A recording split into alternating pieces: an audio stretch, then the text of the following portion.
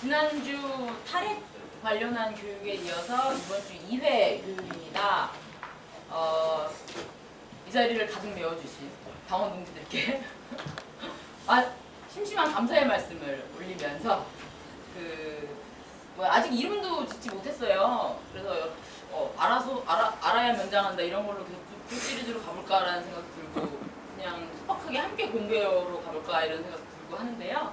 7월달 이제 두 번째 교육입니다. 좀 어렵게 얘기하면 문서에는 심화교육이라고 되어 있는데요. 2012년 하반기 비정규직 투쟁과 법 제도적 요구라는 주제로 윤혜림 전비원 전국 비정규 노조 연대회의 교육선전 팀장님 모시고 아주 훌륭한 강의 들어보도록 하겠습니다. 예, 안녕하세요. 저는 이제 전국 비정규 노동조합 연대회의라고 아시겠지만은 민주노총의 비정규직 노동조합들의 연대체로서 저희가 2003년부터 활동을 하고 있습니다. 그 전국 비정규 노조 연대회의에서 교육선전 팀장을 맡고 있고요. 우리 비정규 노동자들이 투쟁을 할 때 가장 진정성 있게 연대를 해주시는 우리 진보신당 동지들이 불러주셔서 굉장히 기쁜 마음으로 왔습니다. 근데 다들 이렇게 뒤쪽에 계세요. 얼마 안 되는데도. 네. 전국의 동지들이 생중계를 보고 계십니다. 전국의 동지를 보기에 아무도 없는 것 같잖아요. 교육받는 사람들이. 네. 소리를 여러 가지 대답해 주시고. 네. 네. 저 뒤로 한 100명쯤 계시네요. 반갑습니다. 이렇게 아침 이른 시간에. 제가 원래 요청을 처음에 받았을 때에는 하반기에 바뀌는 노동법 관련해서 좀 얘기를 해달라고 하셨는데 제가 그때는 사실은 저보다는 다른 분이 더 잘하실 수 있지 않겠냐. 또 왜냐하면은 하반기에 새롭게 적용되는 노동 관련 법이 굉장히 많아요. 굉장히 많아서 그런 실무적인 내용들은 우리 실무를 담당하시는 법률가 동지가 하시는 게 더 잘하실 것 같다라고 처음에는 고사를 좀 했었는데 다시 이제 이 주제로 바꿔서 해도 된다고 하셔가지고 그래서 제가 오늘 좀 말씀드리려고 하는 내용은요.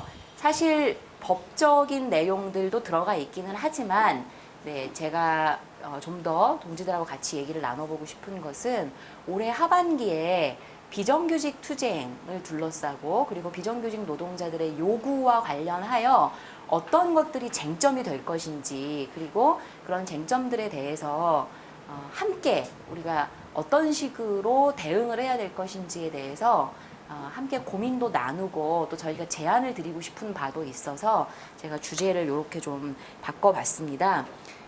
이렇게 해도 되겠죠? 진행을. 네.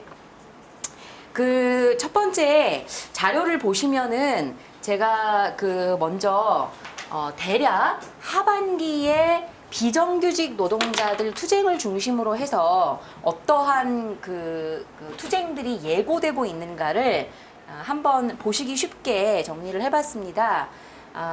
일단 오늘 금속노조 2차 또 총파업이 있는 날이기도 한데요. 이렇게 금속노조 같은 경우에 현대기아차를 중심으로 해서 주간연속 2교대제만이 아니라 사실은 2010년 이후의 쟁점이라고 할 수 있는 사내하청 정규직화에 대한 투쟁들이 이번 주말에 울산공장 포위의 날을 시작으로 해서 하반기에 준비가 되고 있습니다. 그래서 이런 사내하청, 금속의 사내하청 노동자들을 중심으로 하는 간접고용 노동자들의 투쟁이 예비가 되고 있고요. 그 다음에 또 한 축으로 보자면 이미 이제 5월부터 우리 건설노조와 공공운수노조 화물연대를 중심으로 한 저희가 특수고용 노동자라고 부르는 이 특수고용 노동자들의 생존권적인 요구와 또 노동3권 쟁취를 위한 법 개정 요구를 포함한 총파업 투쟁이 5월 경고파업 그리고 6월에 총파업 투쟁을 진행을 했고요. 다시 한번 8월 이후에 2차 투쟁을 조직을 하고 있는 상황입니다. 그리고 어제 이제 쟁의행위 찬반 투표 결과가 나왔는데요. 지금 전국에 조직되어 있는 학교 비정규직 노동조, 우리 진보신당 동지들도 열심히 결합하고 계시는 것으로 알고 있는데, 이 학교 비정규직 노동조합이 쟁의행위 찬반 투표를 통해서 90%가 넘는 쟁의행위 찬성이 가결이 되었고요. 그래서 9월 이후에 진짜 사장인 교육감을 상대로 하는 총파업 투쟁을 역시 결의를 하고 있는 상황입니다. 그리고 이제 비정규직 사안은 아니지만 10월 이후에 철도노조 임단투 투쟁이랄지 공무원 노조의 전 조합원 총회 투쟁 이런 것들이 예상이 되고 있어서요. 지금 보시는 것처럼 제가 대략 좀 그 표로 정리를 해봤는데 그 상반기에 특수고용 노동자를 중심으로 해서 1차 이 총파업 투쟁이 민주노총 그 경고파업 투쟁의 하나의 포문을 열었다라고 한다라면 이제 8월 이후에 7, 8월 이후에 현대차 사내하청 노동조합의 투쟁을 그리고 그 다시 한번 건설과 화물의 투쟁을 필두로 해서 하반기에 이런 투쟁들이 준비가 되고 있습니다. 그런데 보시면 느끼시겠지만 사실은 하반기에 그리고 2012년 내내 사실은 주요한 투쟁으로 전면에 대두되고 있는 것이 비정규직 노동자 투쟁입니다. 물론 정규직 노동자들의 투쟁도 임단투 투쟁이 있긴 합니다만, 근데 사실은 이런 현상은 이미 지난 10여 년간 이런 특징을 보이고 있습니다. 사실 보면 2000년대 이후에 전체적으로 노동조합의 조직률이라고 하는 부분은 떨어지고 있죠. 그래서 지금 조직률이 한 자릿수대로 떨어졌습니다. 근데 그 중에서 정규직 노동자들은 조직률이 20% 정도를 넘지만 정규직 노동자들의 그러니까 쟁의 행위 발생이라고 하는 것은 줄어들고 있습니다. 그리고 특히 최근에는 2008년 경제위기 이후에 사상 가장 말하자면 낮은 쟁의 행위, 말하자면 정규직들은 별로 투쟁하지 않는다라는 것이죠. 그런데 반대로 비정규직 노동자들의 조직률은 지금 3%가 안 되는 것으로 나오고 있습니다만 2000년대 이후에 주요한 그리고 장기화되는 그 투쟁은 대부분 비정규직 노동자들이 하고 있는, 그래서 어떻게 보면 이 노동에서의 투쟁의 주체와 양상들이 이미 10여 년 전부터 바뀌고 있고 이것은 올해에도 마찬가지라고 볼 수가 있겠습니다. 제가 요문 닫아도 괜찮겠죠?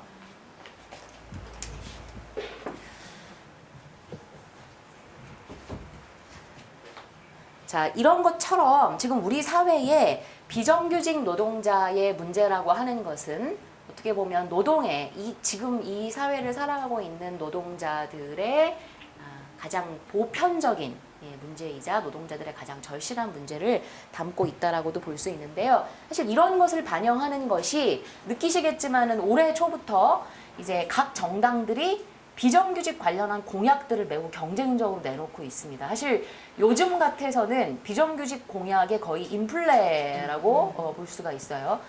아시겠지만은 19대 국회가 개원하고 나서 새누리당이 가장 발빠르게 5월 30날 새누리당의 이제 그 국민희망 사다리라고 해서 1호 법안으로 사내하도급 법안을 포함한 비정규직 관련 법안들을 일제히 그 공약으로 법안으로 발의를 했습니다. 그래서 웃지 못할 얘기인데 요즘에 길거리를 가다가 비정규직 차별을 시정하겠습니다 보고서 진보신당 현수막인가?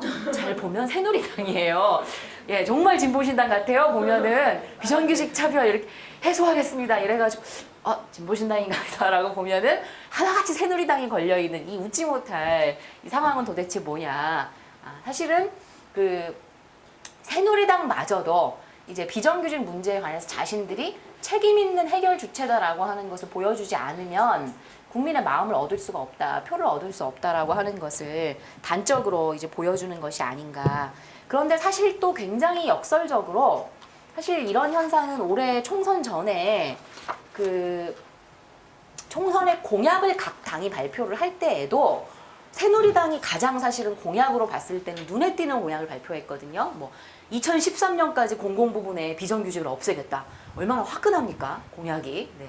한 번에 오히려 그 야당들이 점진적으로 단계적으로 없애겠다라고 한 것에 비하여 오히려 새누리당이 전격적으로 없애겠다라고 할 만큼 굉장히 많은 공약들을 쏟아냈습니다. 그리고 예를 들면 또 참 저로서는 이가 갈리는 이런 문제이기도 한데 지금 그 좀 이따 다시 말씀을 드리겠습니다마는 이 비정규직과 관련한 대표적인 악법이 2007년부터 시행되고 있는 기간제 및 단시간 근로자 보호 등에 관한 법률인데 바로 이 법을 만든 당사자가 노무현 정부잖아요. 노무현 정권이고 이 법을 만들 때 그렇게 노동계가 주장을 했던 사용사유 제한은 안 된다. 우리나라 노동시장에 지나친 그 개입이기 때문에 사용사유 제한은 절대 안 된다라고 했던 사람들이 거기에 대한 어떠한 반성도 없이 자신들이 이제 야당이 되니까 이번 총선에서 그 민주통합당의 이름으로 기간제 사용사유 제한을 넣은 법 개정안을 공약화하고 또 발의를 하는 걸 보면서 아니 그런 발의를 하는 건 좋은데 자신들이 노무현 정권 시절에 신자유주의 정책을 추진하면서 했던 법에 대해서 어떠한 사과도 없이 하는 이런 모습들 뭐 이런 도대체 한 그 지난 5, 6년을 돌이켜 보면 세상이 진짜 많이 바뀌었구나라는 느낌이 들 정도로 여야 정당들이 공약을 쏟아내고 있는데 느끼셨겠지만은 이렇게 많은 공약들이 나오는 것에 비해서 총선 시기에 사실은 의제화가 안 됐습니다.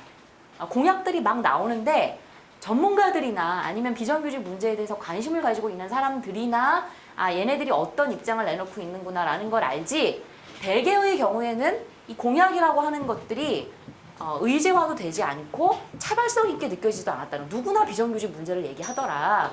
그런데 도대체 거기에서 비정규직 문제의 원인을 뭐라고 진단을 하고 그다음에 여기에 대한 진정한 해법을 내놓는 것이 누구인지에 대해서 전혀 의제화되지는 않고 우리가 얘기하는 소위 묻지마 야권 연대로 그냥 일단 MB를 바꾸면 일단 새누리당을 심판하면 모든 문제는 그 다음에 해결될 수 있다라고 해서 오히려 공약은 남발되지만 노동 관련한 의제는 실종되는 이런 역설이 지난 총선 과정에 있지 않았는가. 근데 저는 지금 특히 앞으로 대선 레이스가 가속화될수록 더욱더 이런 상황이 재현이 될 것이다 라는 우려를 가지고 있습니다. 참고로 제가 오늘 그래서 시간도 부족하고 해서 각 정당에서 내놓은 법안들이 어떤 차이점이 있는지를 세세하게 말씀드릴 시간이 없어요. 그래서 자료에 7쪽부터 표로 해가지고 7, 8쪽에 대략 보시기 쉽게 법안들을 비교를 해놨습니다. 보시면은 새누리당, 민주통합당, 통합진보당, 그리고 진보신당은 이제 법안 발의를 지금 못 하시니까 일단 이렇게 대표적인 세 개 정당을 놓고 봤을 때 정말 많은 공약들이 나오죠. 기간제법, 근로기준법, 파견법, 그다음에 노동조합법, 기타 사회보험에 관련된 법률에 이르기까지 거의 웬만한 비정규직 불안정 노동과 관련한 공약들을 전반적으로 내놓고 있고 물론 하나하나를 놓고 봤을 때 많은 차이점과 쟁점들이 있습니다. 근데 제가 이것을 굳이 일일이 말씀드리지 않는 것은 시간 관계도 있지만 솔직히 말하면 하반기 정세에서 이런 식으로 각 정당들의 입장이 어떻게 다르며 이런 것들이 쟁점화되진 않을 거라는 거죠. 모든 국민이 이런 내용을 세세하게 아는 것도 아니고 더더군다나 우리 운동하는 사람들이 이런 것들을 다 알고 있는 것도 아니고 사실은 이런 것들은 각 정당들이 우리가 이렇게 비정규직 문제에 대해서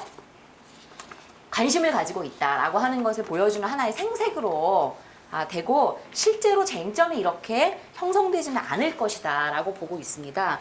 이것과 관련해서 잠시 이제 우리가 기억을 되살려보자, 잊지 말자 라는 차원에서 제가 자료 2쪽 이하의 과거를 아주 오래된 과거도 아닙니다. 지금과 비슷한 시기라고 볼 수 있었던 2004년부터 2006년까지의 비정규 법을 둘러싼 논란들이 실제 어떻게 진행이 되었는가를 잠깐 돌아보면 올해 하반기 이후에 어떤 일들이 벌어질 것인가에 대해서 예측해 볼 수 있지 않겠는가를 한번 먼저 정리를 해봤습니다. 자, 이 시기가 어떤 시기냐. 다들 그때도 열심히 우리 활동을 하셨을 테니까 같이 우리 겪은 시기이긴 합니다만 한번 정리를 해보면 자, 2000년대 이후에 비정규직 문제라고 하는 것이 사회 쟁점화되고 특히 99년 이후에 비정규 노동자들이 조직화되기 시작하죠. 그러면서 비정규 노동자들의 조직화와 투쟁을 통해서 비정규직 문제가 사회 의제화가 되기가 시작합니다.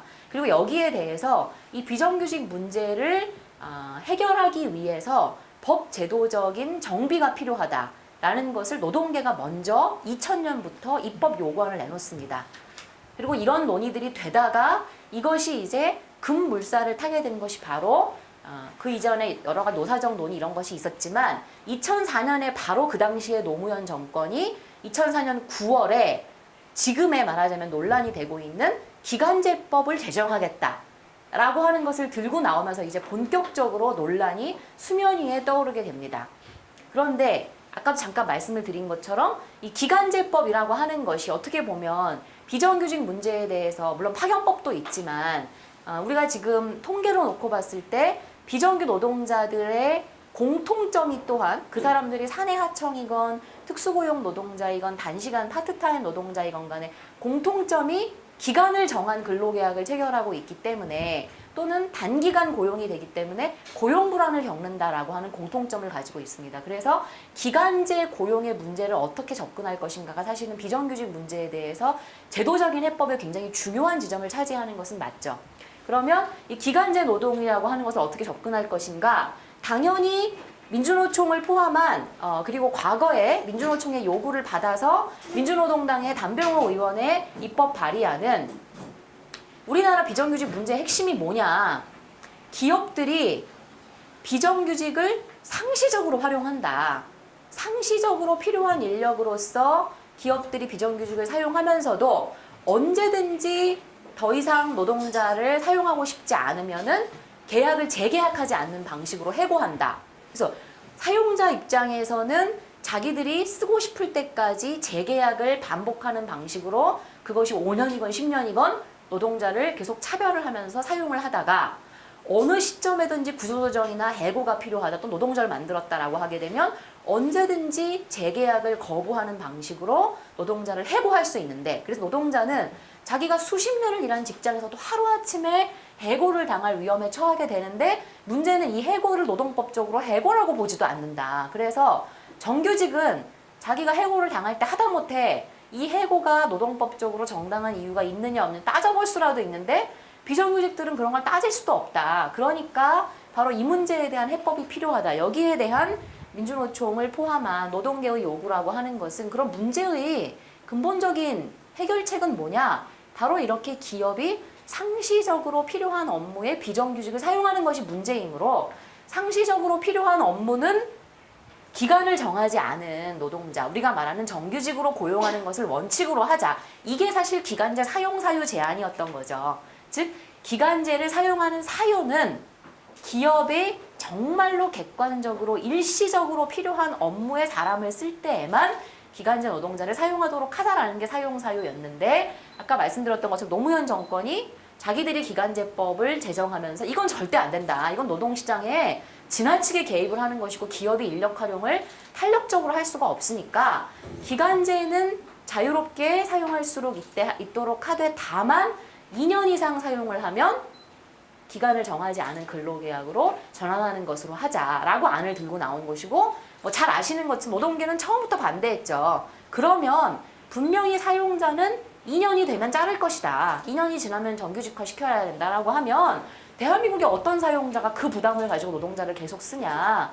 그러면 2년만 노동자를 교체하면 끝나는 거 아니냐. 내지는 2년 지나면 외주화시키면 끝나는 거 아니냐. 노동자만 주기적으로 해고당하게 된다라는 것으로 반대를 했고 그래서 2004년에 그 노무현 정권이 기간제법 제정안을 들고 나온 이후에 2004년부터 2006년에 이르기까지 민주노총이 적어도 1년에 2번 이상씩 총파업을 통해서 이 기간제법 제정, 잘못된 기간제법 제정을 막고 그 다음에 올바른 비정규직 권리보장 입법을 해야 된다라고 하는 투쟁을 한 바가 있습니다. 근데 이런 과정에서 지금 말씀드린 것처럼 논쟁의 핵심이 기간제법으로 갔다는 거죠. 당연히 지금 말씀드린 이유 때문에 정부가 기간제법을 들고 나왔습니다. 그러니까 정부의 기간제법은 저지해야 되는 것이 된 거죠. 노동계 입장에서 보면 이제까지 우리가 그 당시 2000년부터 2004년까지 한 5년간 비정규직 노동자들이 투쟁하면서 우리 비정규직 노동자들의 고용도 보장해주고 차별도 해소할 수 있는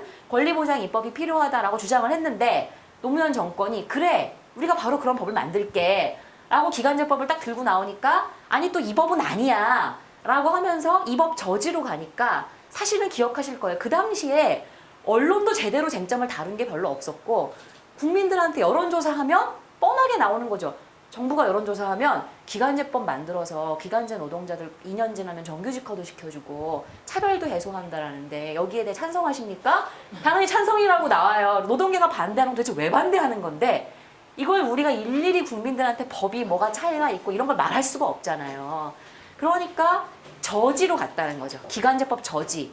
그런데 도대체 이 저지를 왜 하는 것인지 노동계가 얘기하는 핵심이 무엇인지는 우리가 가지고 있는 뭐 매체의 한계상, 역량의 한계상 전달이 안 되는 굉장히 수세적인 상황에 처하게 된 것이죠. 또 하나는 이 과정에 사실은 이것만 노동계가 요구를 했던 것이 아니었습니다. 지금도 마찬가지인데 기간제 노동자의 문제가 비정규직 노동자 문제의 핵심이긴 합니다만 기간제 문제만 규율을 해가지고는 비정규직 문제가 해결이 안 된다. 다 알고 계시는 것처럼 지금은 이제 시간이 많이 지나서 다들 알고 계십니다. 기간제를 막으면 간접고용 외주화를 시킨다. 그래서 간접고용 노동자의 문제도 해결을 해야 되기 때문에 그래서 그때부터 파견법이라고 하는 것을 폐지하자. 파견법 폐지라고 하는 것 역시 핵심이 뭐냐? 간단한 거예요. 98년 이전에는 우리나라 근로기준법에 중간 착취는 안 된다 라고 되어 있었는데 이 중간 착취를 합법화한 게 98년의 파견법이라는 거죠. 그래서 중간 착취를 합법화해주는 파견법 폐지하고 98년 이 법이 만들어지기 이전의 노동법 원칙으로 가자. 중간 착취는 안 된다. 간접고용은 안 된다. 이 원칙을 법적으로 다시 천명하자라고 했던 것이 민주노총의 파견법 폐지 간접고용 금지 요구안이었고 또 하나가 지금도 논란이 되고 있는 특수고용 노동자가 노동자로 인정을 못 받고 있으니 이들이 노동자로 인정받을 수 있도록 노동법을 개정하자. 사실 이런 내용들이 다 하나의 세트거든요. 지금 이제 벌써 한 10년이 지나니까 대부분 현장에서 느끼고 계실 거예요. 사실은 기간제의 문제가 굉장히 핵심적인 중요한 문제이긴 합니다만은 지금 오히려 더욱더 증가하고 악화되고 있는 것은 간접고용과 특수고용의 문제죠. 그래서 기간제만 막는다고 해가지고 비정규직 문제가 해소되는 것도 아니고 특히 공공부문이 지금 대표적입니다. 기간제를 정부가 공공부문 비정규직 대책이나 아니면 예산 등등을 통해서 통제를 하니까 기간제는 정원에 잡힌단 말이에요. 현원에 잡힌단 말이에요. 그러니까 공공부문들도 여기에 잡히지 않는 간접고용이나 특수고용으로 편법적으로 비정규직을 활용하는 경우들이 굉장히 많이 나타나고 있죠. 그래서 사실 이것은 하나의 세트입니다. 세트로 가야 되는데 아까 말씀드린 것처럼 이미 논란의 시작이 정부가 기간제법을 딱 들고 나오니까 이걸 막아야 된다는 것으로 맞춰진 거예요. 그리고 이런 과정에 2005년이 되면 그 당시에 국회의장이 주선을 해가지고 국회에서 노사정 협상을 붙입니다. 노사정 간의 입장이 차이가 있으니까 한번 노사정이 모여라. 모여가지고 한번 합의안을 도출을 해보자. 논란을 벌였죠. 당연히 합의는 안 되죠. 너무나 입장 차이가 크기 때문에. 그런데 그 당시에 그 2005년 4월 달에 한 달도 안 되게 한 3주 정도 이 국회의장이 중재를 한 노사정 협상 국면이 딱 열리거든요. 이 국면이 열리니까 나중에 이거는 제가 아까 말씀드렸지만 제가 오늘 말씀드리는 내용 중에 편집이 좀 필요한 게 있습니다. 네, 딱 열리니까 자료에는 있습니다만은 민주노총이 후퇴를 하는 거예요. 민주노동당도 후퇴를 하는 거죠. 민주노총이 먼저 후퇴를 하는데 기간제 사용 사유 제한이라고 하는 것을 관철시키기 위해서 파견법의 문제, 간접고용의 문제와 특수고용 문제는 테이블에서 내려놓습니다. 그 당시에 지도부가 밝힌 입장이 뭐냐. 그 당시 저희 전비원이 항의 면담을 하면서 지도부랑 교섭에 들어갔던 담당자가 지금 그 당시 이석행 사무총장이거든요. 교섭 담당자였는데, 교섭 그 책임자였는데 문제 제기를 했어요. 그러니까 뭐라고 얘기를 하냐면 야 지금 기간제 사용사유 제한 가지고도 정부는 죽어도 사용사유 제한을 못 받는다. 사용 기간 제한만 해야 된다라고 붙고 있는 상황인데 여기다 파견법 금지, 특수고용 문제 얘기하면 판이 깨진다. 노사정 협상 국면도 깨지니까 이런 얘기는 지금 언감생심 할 수도 없고 기간제법 문제를 가지고 붙어야 된다라고 해서 아예 이거는 제껴집니다. 그래서 사실 제가 지금까지 늘 민주노총이 무슨 토론회를 하면 가서 공개적으로 평가를 요구하는 게 이거예요.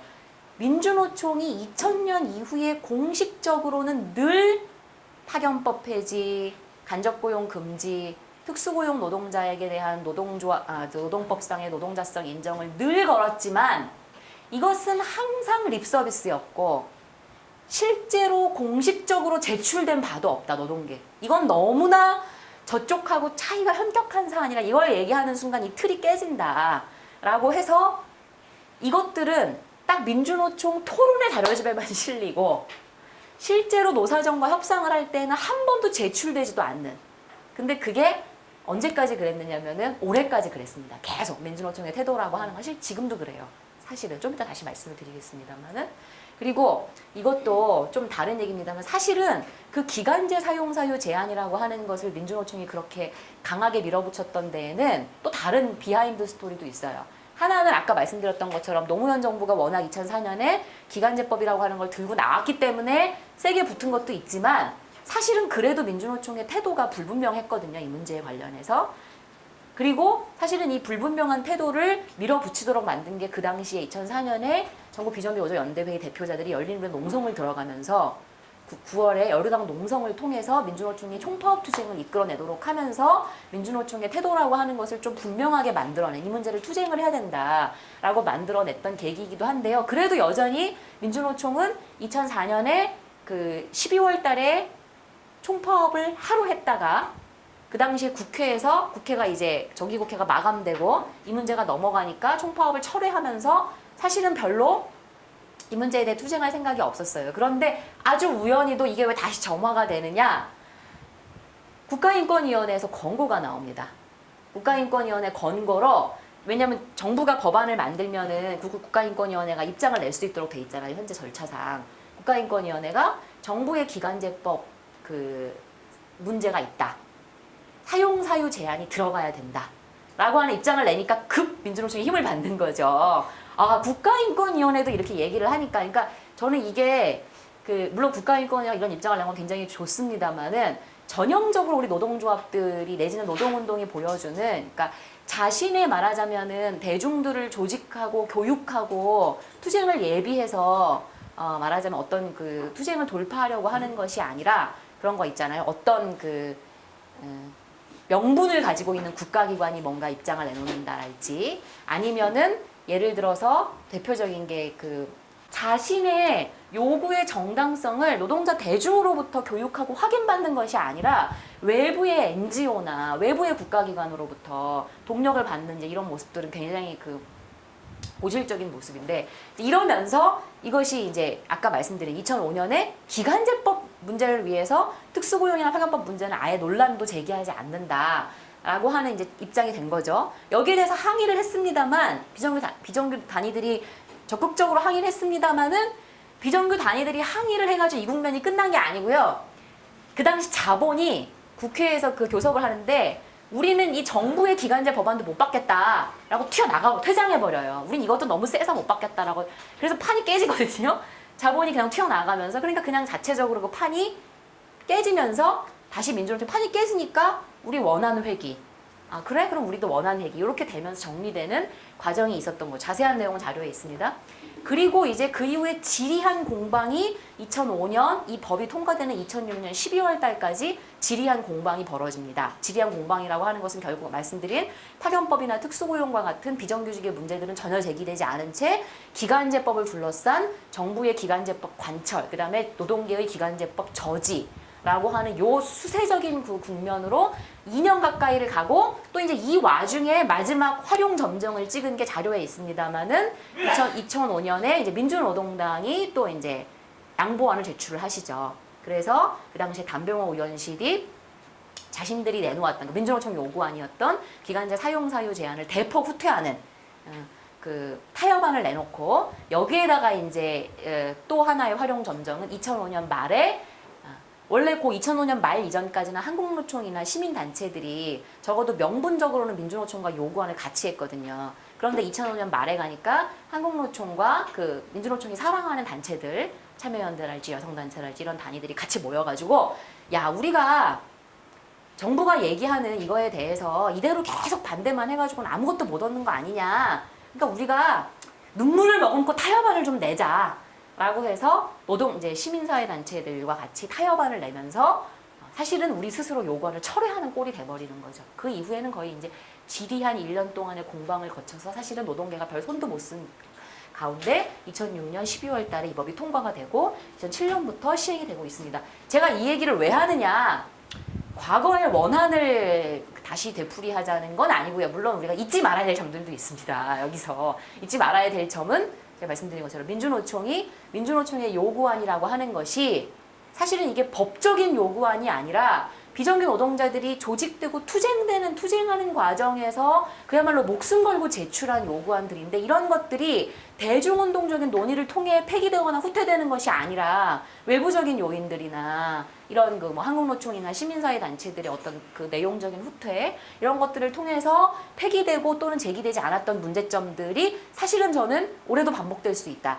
그러니까 이게 무슨 얘기냐면 실제로 국회에서 교섭 국면이 열렸을 때 법안들을 가지고서 지금 아까 보신 것처럼 각 정당이 법안을 내놨단 말이에요. 그럼 당장 올해 이제 뭐 7월에야 지금 국회 임기가 얼마 안 남아가지고 국회가 회기가 얼마 안 남아 논란이 안 되겠지만 최소한 9월부터 논란이 될 거란 말이에요. 그랬을 때 실제 환노위에서 뭐 기간제법이 됐건 파견법이 됐건 간에 논란이 벌어졌을 때 또다시 노동계가 이러한 오류를 반복할 가능성이 그러니까 한계들이 여전히 극복되고 있지 않은 지점들이 있다. 그 다음에 또 우리가 잊지 말아야 될 것이 한국노총이 보이는 굉장히 기회주의적인 태도는 뭐 지난 10년간 계속 반복되어 왔던 모습인데 처음에 명분으로 제기할 때에는 민주노총 요구와 같이 가다가 결정적인 순간에 가서는 양보안을 내놓는, 그러니까 정부의 압박을 받아서 양보안을 내놓으면 노동계에 말하자면 전선이라고 하는 것이 무너지고 그래서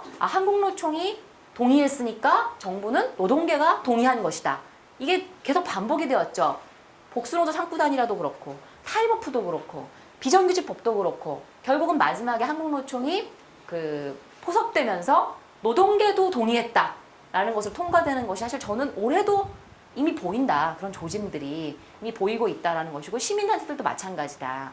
그래서 저는 이미 이제 우리가 이 한계를 극복하지 못한다라고 한다라면 똑같은 상황이 그러니까 비정규직 노동자들은 국회 밖에서 투쟁하고 국회 밖에서 물대포 맞고 투쟁을 해도 여기에 대해서 아무런 말하자면 개입이나 반영을 할 수가 없고 그리고 사실은 이제 운동의 지도부는 비정규직 노동자들의 투쟁을 사실은 이런 그 국회나 정치권에 대해서 압박하는데 동원용으로 활용을 하면서 비정규직 노동자들이 오히려 굉장히 동력을 갉아먹게 되는 이런 상황들이 올해도 사실은 안타깝지만 반복될 가능성들이 보인다. 왜 그러냐?